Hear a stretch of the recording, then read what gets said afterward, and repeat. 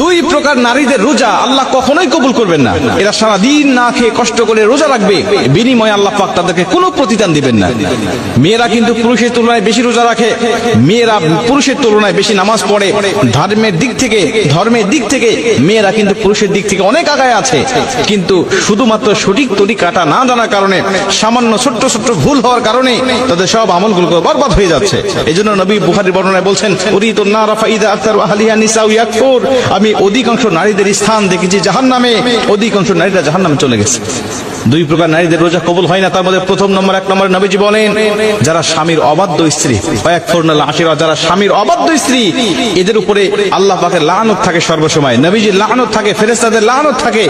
এরা যত ইবাদত করুক আল্লাহ কোনো ইবাদত তাদের কবুল করেন না।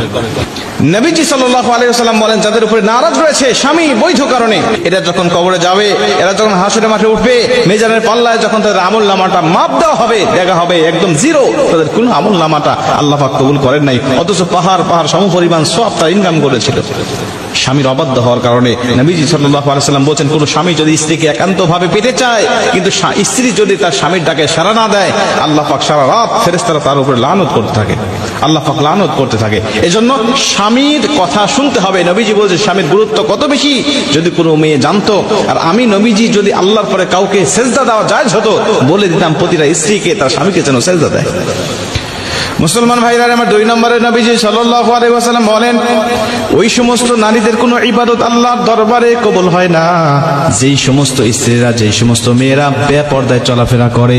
আজকে রমজান মাস, দেখবেন মার্কেটে চলে যাবেন, রাস্তাঘাটে বিভিন্ন জায়গায়, শপিং মলে দেখতে পাবেন অধিকাংশ জায়গায় বেপর্দা নারীর সরাসরি।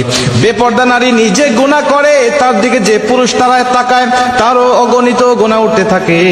এই জন্য বেগানা নারী শুধুমাত্র নিজে গুনাহ অর্জন করে তা নয়, অন্য পুরুষদেরকে গুনাহ অর্জন করায় সহযোগিতা করে। অন্য পুরুষ গুনাহ করে যত গুনাহ ইনকাম করতে থাকে, ওর একটি পার্সেন্টেজ আল্লাহ পাক ওই মহিলার আমল নামায় দান করতে থাকে।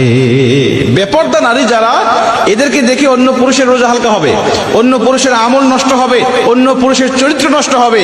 আর ও বেপরদায় চলার কারণে আল্লাহ পাক তার আমল নামাটাকেও ঘাটতি করে দিবেন, তাকেও গুনাহ দিবেন, আল্লাহ পাক তার স্থানটাকেও জাহান্নামে করে দিবেন। এরা অনেক সওয়াব ইনকাম করেছে, অনেক নফল নামাজ পড়েছে, অনেক ফরজ রোজার পাশাপাশি নফল রোজাও রেখেছে, কিন্তু বিনিময়ে তাদের আমল নামাটা জিরো হয়ে থাকবে। কেন?